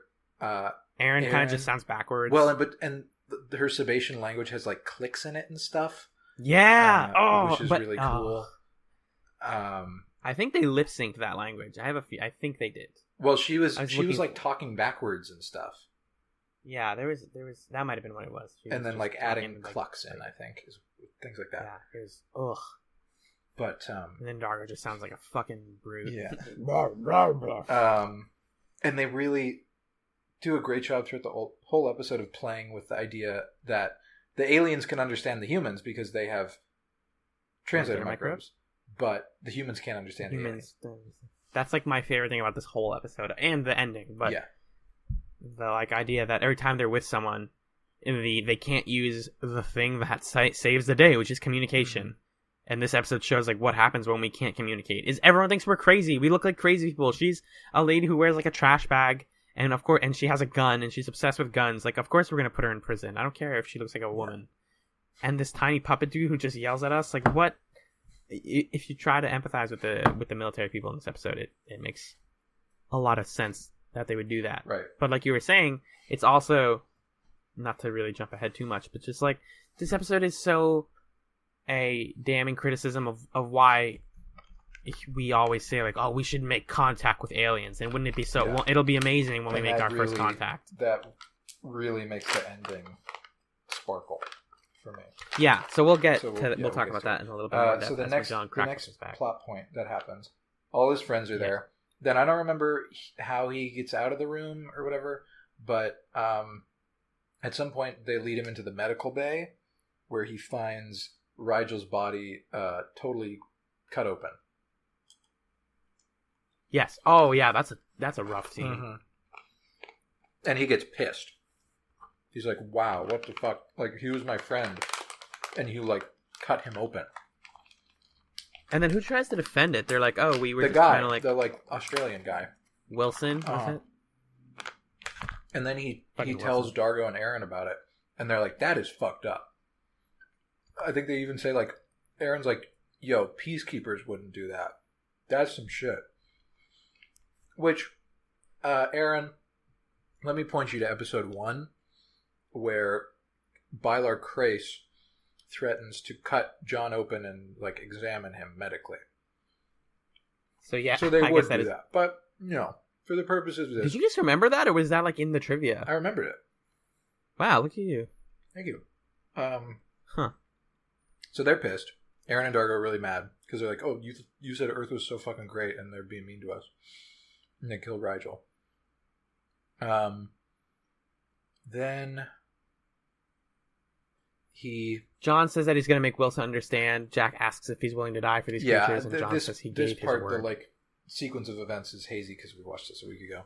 But basically, we get to a point where John is like trying to fight with some dude, and then Aaron like comes up and kicks his ass, and then like aims a gun at John and is like, "Are you with us or them?"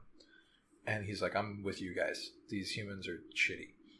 And then she says, "Well, they took Dargo, but when they came for me, I was able to beat them up and get out." And so then John and Aaron go on the run. Also, fantastic scene. Fantastic series of scenes. Yes. And they hole up somewhere. Wait. Yeah? You missed one of my favorite lines. What was it? Right when they're running, but to get to the place that they're going to hold up. I wrote here, there's definitely a clip on like Kazaa or Napster of Aaron's son just going, "Rain? Is that what you call this? I like it." Oh, yeah. She like just tastes the rain and stuff. Oh, that was a cool. Yeah. It's like it's like a little sensual, but it's also just like, oh, alien on Earth, that's cute kind of moment. Yeah. And then they're in their little hideout, which is they're great. in their hideout and they're looking out at Earth, and she's like, "You know, it really is a beautiful place." They're drinking beer, and she's like, "Oh, it tastes like weird space nectar." And he's like, "Don't, Philip and nectar." He's like, "Don't talk about that. Just you're making me sad, and it's my fault that you're here and whatever." And then, they're just sitting there for a bit. And then he starts kissing her shoulder. And then they have a really well shot kiss. Yeah. Where it is wide, and then it like jumps in, and then it jumps back out, and it jumps back in, and it keeps jumping back in and out, back and forth. And it's so tense that you, like any other show, somebody would bust in. Like his dad would open the door and be like, "Hey kids, I found you." Whoa, and then they're like, right, yeah. Which they kind of did. It lingers on it. Like they kind of did in, what's it called? The Flax, where they're like making out, and then Dargo comes in and he's like, "Oh, sorry, I seem to." Well, they're having sex, so it's like a little more. Yeah. There's more stakes, right? But in this, it's like this super tense way of shooting a kiss, and then they kiss.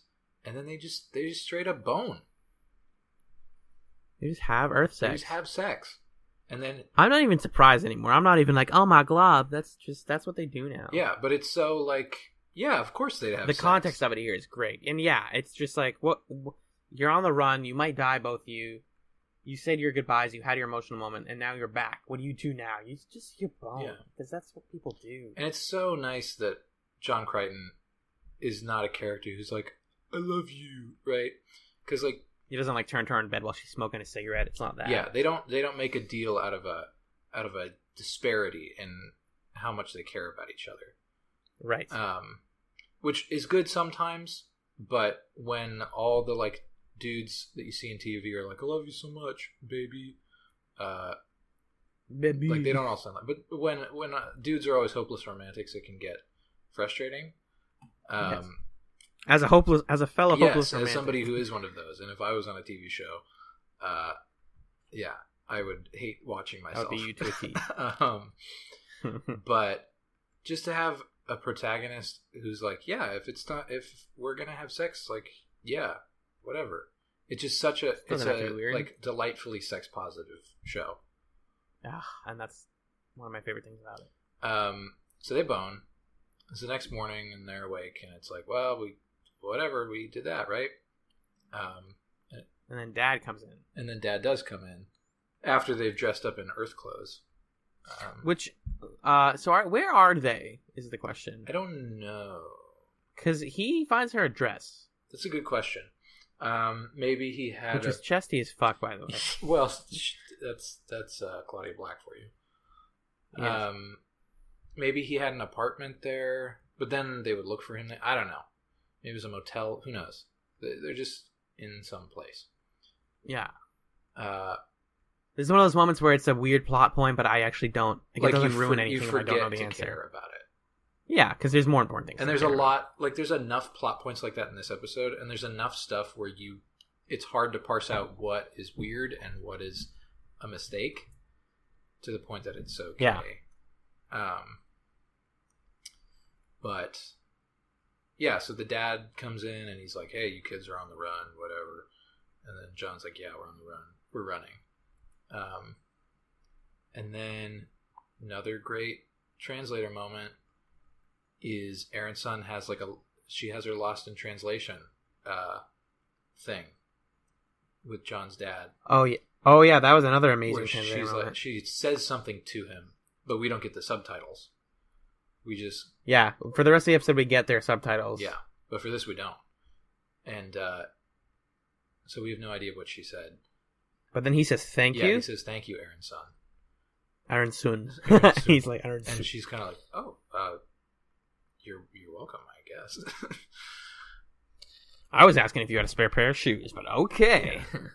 But it's just that's such a great instance of communication again triumphing over other things, where even across this language barrier, she can share something sincere with him, and even if we don't understand, he understands it, and he is able to respond in kind, and they're able to respect each other because of the fact that John respects both of them, and because they can see in each other something that is respectful or respectable. And so that moment was really great. They're on the run. They're running around sunny Australia on the beachfront. And this is the moment. This is when things start to get... This is when the Matrix breaks down. John starts recognizing people, realizing that they're people from his past, in America, that they all are. So it doesn't make sense for them all to be in Australia and to be Australian people. Right.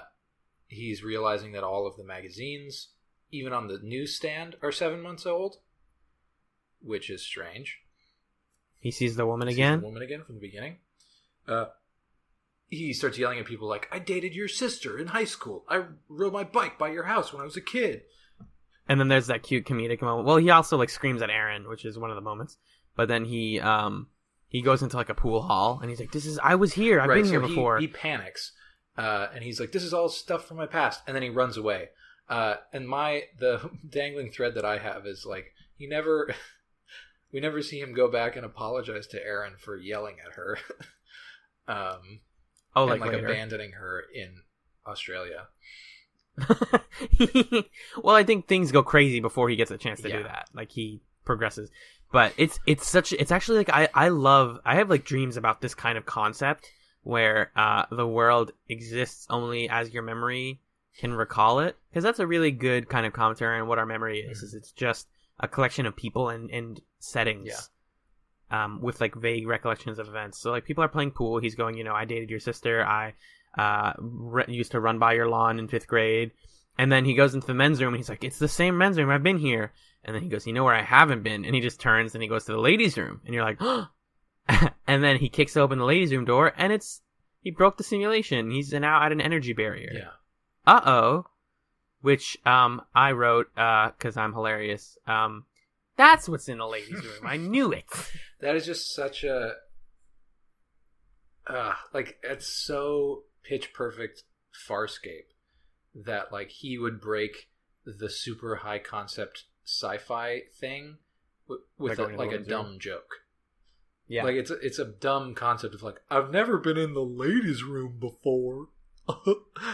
But that is it makes so much logical sense that is where he would go. And I think the show is its comedy is one step away from what I just said, which is I would have been not surprised if he was that's what's in there. Yeah. If it was a less if it was towards the beginning of an episode or it was a less serious episode, he would have definitely said that. Exactly. But the fact that he's going crazy and he's so scared is So he goes in and he's at the military base, I guess, and his dad's like, "Good job, son. You figured it out." And he's like, "What, Dad?" And then he realizes that, okay, I'm gonna read mostly from the Farscape wiki because this is important. Yeah, go for it. And I had a little trouble understanding this, but it mostly makes sense to me now. Everything here is a physical creation from John Crane's memory. This is not his father, but the others are real. They were investigating the wormhole, so they were used to this. Dargo and Rigel are locked up, and Rigel says he was treated like royalty. Jack, who's Crane's dad, who we now realize is not his dad, says that they needed a human reaction. Hey, title. And he apologizes for making John think everything's crazy, but John had to believe that everything was like legit, which is why, everything sort of makes sense in context and is logical to a point.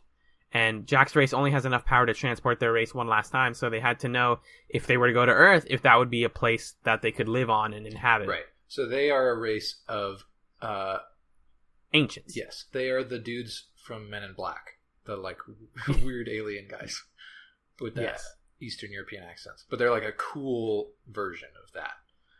Just to like let you know, the ancients are going to be a long recurring race on this show. Yes, in various shapes and forms. They are important in terms of their role which makes sense in the mechanics of this show.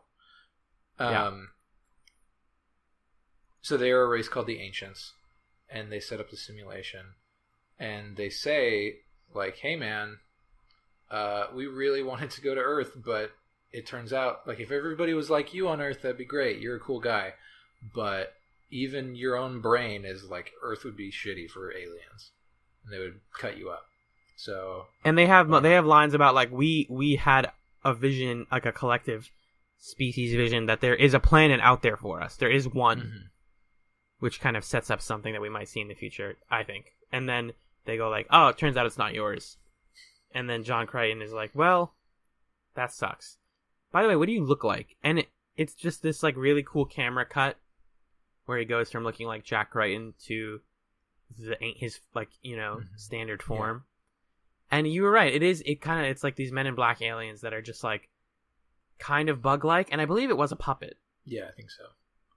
And it has this like, it just looks like a long spine with a forehead and then like 5 tentacles coming out of its head. Like if you saw a picture of it, you'd think it looked pretty dumb. But in context, it's fantastic. Because it moves so well. I think it was a puppet, and it moves in this like very sort of unnatural, but in an interesting way. It like talks to him, and it still has like a weird voice. It's so cool. I always love whenever these any type of sci-fi show goes that far back, and it's like, here's all the aliens that are humanoid, and then here are the aliens that we can't show as like an actor couldn't play this alien. This is too weird to make sense. Yeah. Let's see if I missed anything. And then he says, "Yeah, well, we're going to keep looking for a home." And then John says, "So will I." Yeah. Oh. Right? That's the line, man. And then he leaves. And that's the episode. Exactly. Well, they also like have this back and forth. Like, John gives who he thinks is his dad, his good luck charm. And then the alien's like, I'm not the person you wanted to give this to. You take this back. Maybe we'll meet again someday. And then that's the end of the episode. Yeah. And, I don't know, I think we've definitely talked about it in the show, but like this show does that thing where they always end with like gorgeous music and a beautiful sentimental moment, and then cut into its like credits music, which is like this, and then it kind of cuts into the dorky theme song. But they've been getting better at like not making that cut less jarring. I think they take longer to fade into it, and it sounds better. But this was the episode where I noticed that, and then I was like almost in tears for the rest of the day because, whew. It's just the thing that I'm realizing now, thinking about it, is the masterstroke of what makes this ending work. Because they could have done something where, like we were saying, you would expect it to be he's having a dream and it's being induced by something malicious, but the fact that all these aliens want is to have a place where they can coexist peacefully. That's all. That's it. They don't want to kill anything. They don't want to feed on anyone. They weren't trying to harm John. They didn't know what was going to happen. For all they knew, it was going to be a nice, peaceful simulation. And then they'd be like, "All right, great. Why don't you hop in our ship and we'll go back to your home planet and we'll hang out with your species forever, and it'll be fantastic." And we'll party and get beers. That's what they want. The fact that they are conducting this experiment benevolently, and that he's sad when it doesn't work, and he likes John, and he feels sorry for John Crichton for putting him through this, and he's apologetic, and he shows his form immediately, because that's another thing that can work as a sci-fi trope, where it's like, show me your real form, and the guy's like, I can't. You could not behold my real form. Or like, that's not important what I really look like. But he's like, yeah, this is what I look like. I'm like a bug alien. That's my thing. It's so human and honest. And all John Crichton can do is be like, well, damn, this sucks. And he doesn't, we don't get him going back to the ship. We don't get him like readjusting. There were so many moments in this episode where I felt like they could have tainted the emotional core of it. Yeah. Like, for example, if we found out that the aliens were trying to experiment on John, or if they were malevolent and it was like, oh, but he left and he had the catharsis. It's like, no, him and the aliens have their catharsis of like, well, going back to Earth would probably suck. Yeah. And what's cool also, and we were kind of lightly discussing this via text right after I watched it, is it's sort of ambiguous at this point. Because the question now is, does John even want to go back to Earth anymore? And I'm leaning towards just a straight no. But the thing that we need to remember as viewers is that this simulation of Earth is entirely in his head. So there is still technically a possibility that if he were to go back to Earth, and if his friends were to come back to Earth with him, that things would be fine. Yeah. But I don't think the show wants us to like hold out any more hope for that. I don't think that's something that can still come up. But I think we can at least understand if John would be in a place where he's like, no, like Earth, like if he's presented with a chance to really go back to Earth for real, we would expect him to still take it, I think. Yeah. Maybe with a bit more hesitation, but like, this is a simulation. He doesn't know for sure what the real Earth's going to be like. He suspects that humans would be cruel, and all that. And there's truth to that. But there's still the off chance that he could go home and he can have a home. And you can't help but wish for a home. Ultimately. Because that's really what we all Even want. if you can't have it. Even if what Farscape is saying is like, you can't go home. It wouldn't work. It wouldn't be what you want. Yeah, right. Even if that's the point, all of these characters are still going to wish for a home. And they're going to try to find it where they are. But the theme song isn't going to change just because we learned that maybe he doesn't want to go back. Right. Theme song, quote. But now we can live with the desire to go home, but we understand that it's not the thing. It's not, this isn't like, I don't know. I'm only thinking of Lost. Like, this isn't the hatch. Well, I never watched Lost. That was amazing. As soon as you said Lost, I was like curling my fingers, like, let's get him to do this. Because if you guys don't know at home, and Lost is one of my other favorite shows ever, and I just recently rewatched the first season. But yeah, that show totally deals with this idea of like, do we want to go back? Because like a lot of good stuff has happened to a lot of people here, and for some people, it's like, yeah, I still want to go back. And then later seasons, they have entire episodes dealt to like what happened when some of them did. Oh, whoops! Didn't work out. What I understand of Lost is that there's like plot checkpoints, sort of, and there's like moments where things are revealed, and there's I don't know. I'm talking out of my ass, but go for it. You're good. Shows where there's like there is a concept there, like we want to get off the island, and like what are the that's what the first season is about. Yeah, and what are the benchmarks to doing that? And Farscape is like, this is a show about going home, but it's not a show about how to go home. Yeah. It's about realizing what home is. Right. It's a show about yearning, and it's a show about failing to get what you thought you wanted, or seeing that what you thought you wanted was hollow or bad, and having to find something else. That's just so true to life, really. Because in life, you never get the thing that you want, the capital T thing. You're going to have moments where either you almost get it and you fall short of it, or moments where you get it and you realize that getting the thing is not what life is about.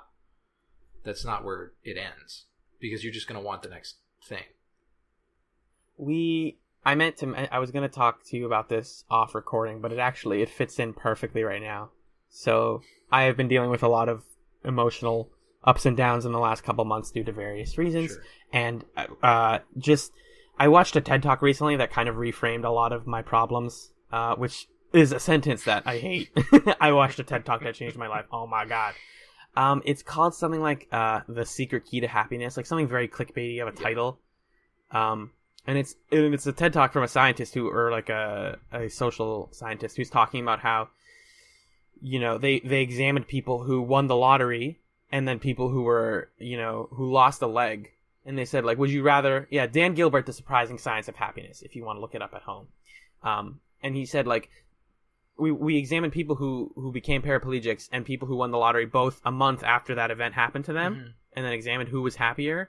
And both of them, you know, were on opposite sides. Like, paraplegics were obviously much less happy when they lost their body parts, and people who won the lottery were very happy. And then those things kind of flipped because they kind of realized that, like, happiness is not something you can acquire and then just have and be set, because we as humans are constantly, you know, seeking something better. But it's also, like, a lot of people criticize that talk for not coming up with an answer. Like, what is the secret to happiness? And really what he's saying is, and what this show is saying is happiness is realizing that your current position is the best you're gonna is good. Not the best, but it's good. And it's good enough. There is something to be appreciated, to be loved, to be taken, I don't know, to be damn it, I was doing okay. There is something to be enjoyed in where you are. And the desire to be somewhere else is all that's getting in your way of enjoying where you are. That's it. I mean, that's Buddhism, really. Yeah. Like, that's what this is all about. And when you think about it, the happiest moment that John probably has in this whole episode when he's on Earth, maybe it's seeing his dad again. Okay. But besides, giving him the trinket back. Besides that, the happiest moment that he has is probably with Aaron's son, who is somebody right there in that intimate moment, is on Moya with him. That's a person that's in the situation that he's in, and he's able to find a connection with that person, which we see even from the very beginning of the episode. And he, you know, you can see it in her eyes that she feels a companionship with John, and she's really going to miss him if he leaves. But he still leaves because he wants to be home. And he can't be satisfied with just, here's Aaron's son, here are all these people who love me on this ship. Maybe I found it. And then the episode brings him to a point where it's like, okay, well, I can't go home.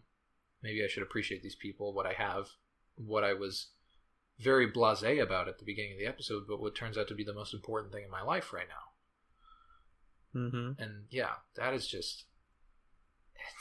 that's good fucking sci-fi, man. Is what that is. This is an episode that I'm going to go back to multiple times in my life. Yeah. Because it's uplifting, but it's also very sobering. Because a lot of the show early on, you're like, oh man, if we met aliens, it would be crazy cool. We'd go on adventures. And it's like, no, like, you got to be real with yourself. And being real with yourself is also, you know, a key theme of the show. It's just learning to accept who you are in your current position. Yeah. So I think it's an inspiring episode. Props to the people who made it. Hell yeah. I'm so happy that we got to watch this and talk about it. It was just... Yeah. Here's the thing, though. Did you vet the background information for this episode? I did slightly. Let me do a quick revet. Don't look at it because I think there's some... Oh, yeah, you did tell me that.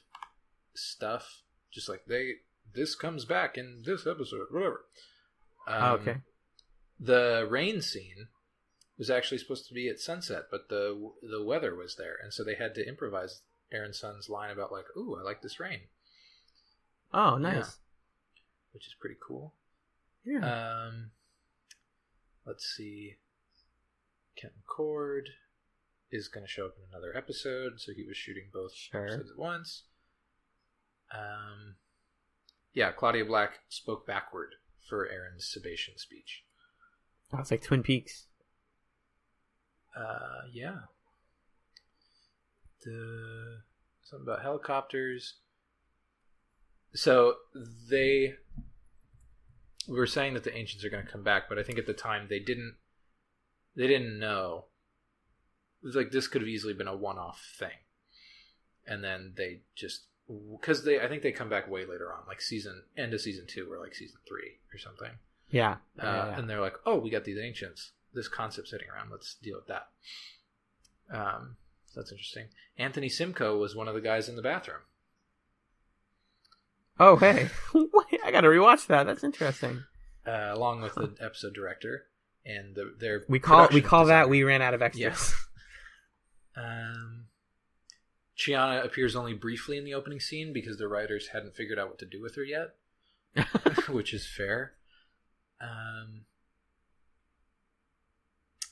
The scene showing the morning after with Crichton in bed was not included in the US version, leaving the results of the night before more ambiguous. But there's a later episode where somehow it's confirmed that they boned. So that's what happened. Oh, sure.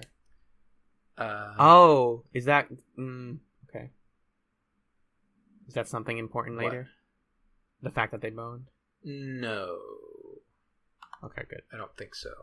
The episode where it's talked about is called "Mind the Baby," but I don't think it's their baby. I think it's Moya's baby is what it's about. It's a baby. Oh, interesting.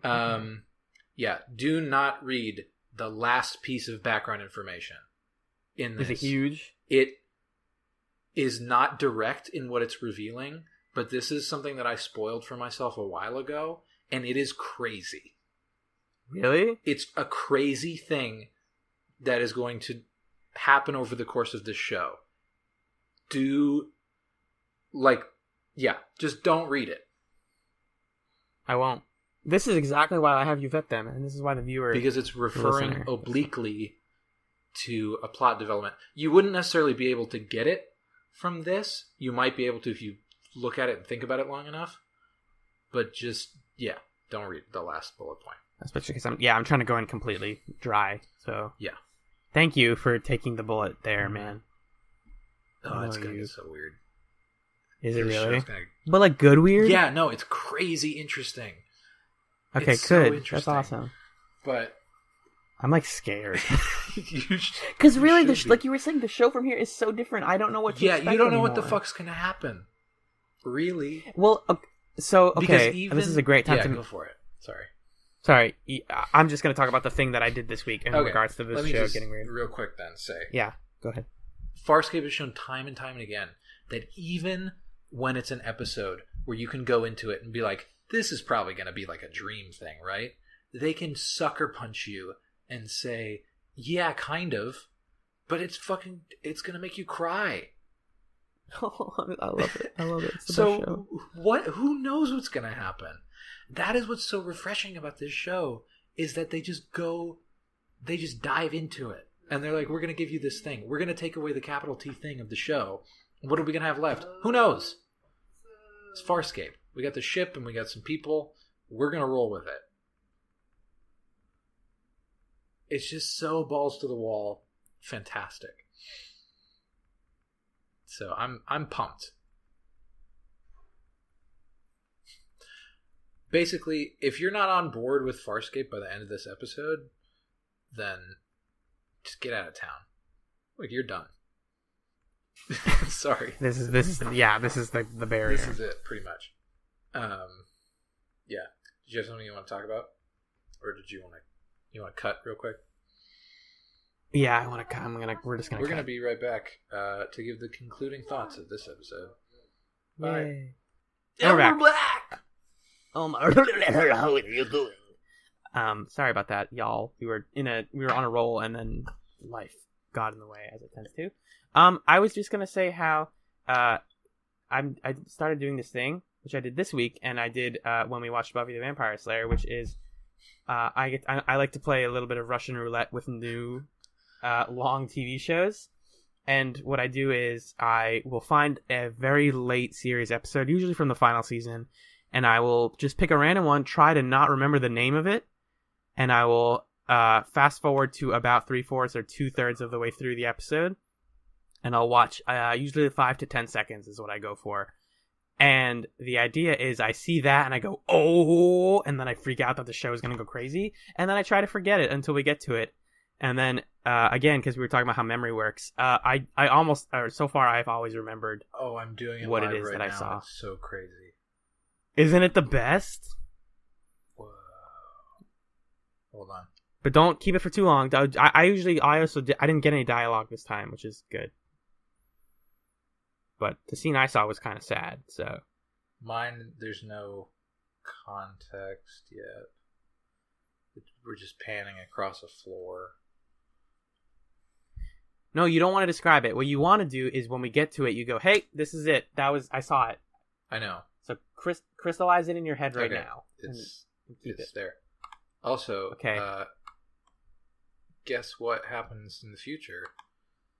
What? With Farscape is you start to get previously on Farscape. Oh, really? Oh, I think I caught a little bit of that on mine, yeah. The effects are really good in mine, is what I'm going to say. Oh, the camera was good, and they changed Dargo's makeup a little bit. Oh, did they? A little bit. Or it just looks different on this camera. That's cool. Okay, well, stay tuned for that. That's going to keep our listeners around. Mine's a long way out. Yeah, mine is middle of season 4, so yes, we have a very long way to go. So that's a fun little thing we like to do. But something in the more immediate future is next week's episode? Yes, that's right, sir. Do you want to know what they're called and their Netflix summaries? Perhaps even their episode numbers? Yes and yes. Okay, well, let me tell you. Next up, we have Season 1, Episode 17, Through the Looking Glass. Crichton races to Crichton. Sorry. That always makes you laugh more than you expect it to. Like, it just hits you like a ton of bricks. Oh, boy. Can you come on, get it together. Sorry. I don't know why that's so funny to me. Crichton. Because it's stone cold accurate, Yeah. that's why. Through the Looking Glass. John races to reunite Moya's passengers, who are stuck in different dimensions from an otherworldly alien. That's fun. It could be very interesting or weird. Yeah. Knowing this show. Episode 18, A Bug's Life.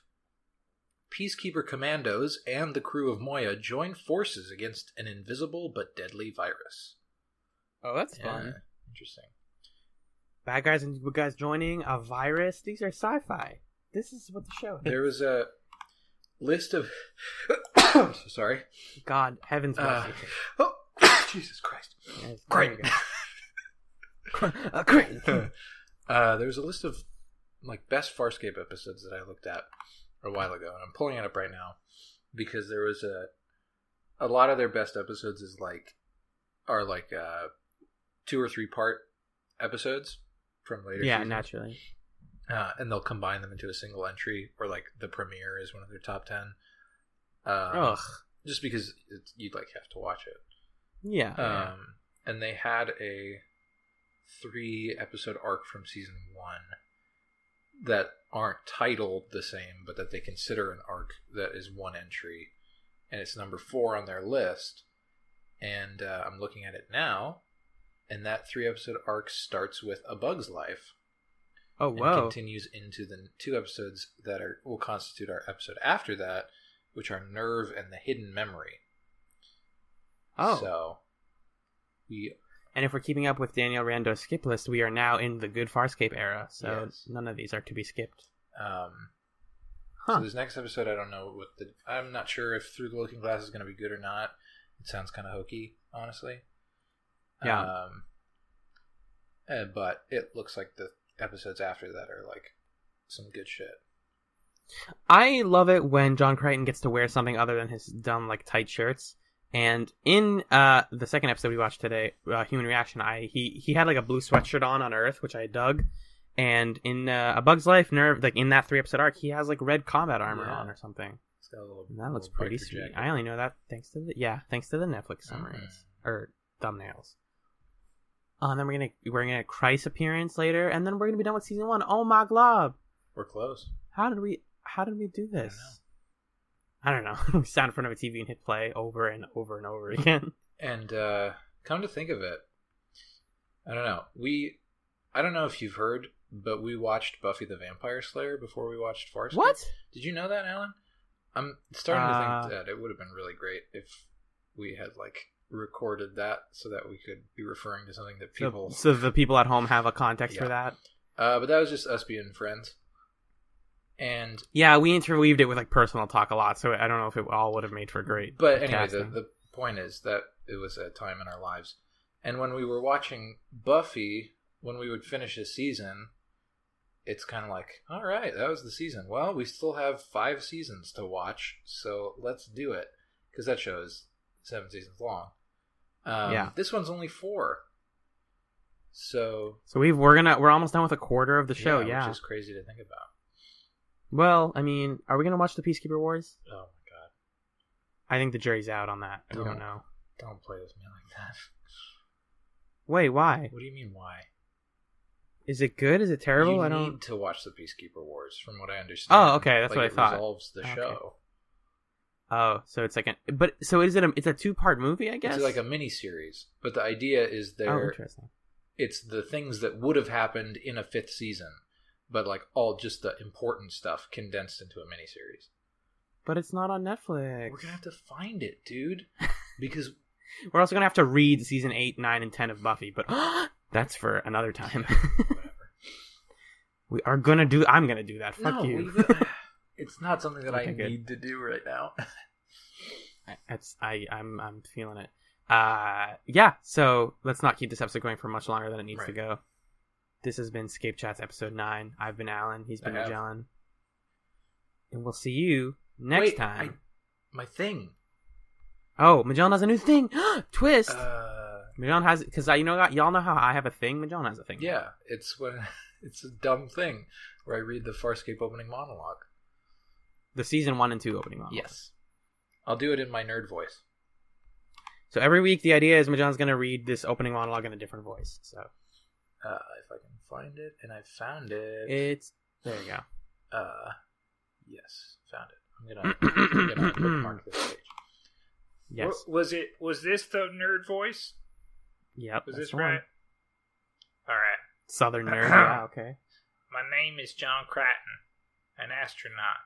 Radiation wave hit, and I got shot through a wormhole. Now I'm lost in some distant part of the universe on a ship, a living ship, full of strange alien life forms. Help me. Listen, please. Is there anybody out there who can hear me? I'm being hunted by an insane military commander, doing everything I can. I'm just looking for a way home. Thanks again for listening. You know where to find us online. And we'll see you next week in space.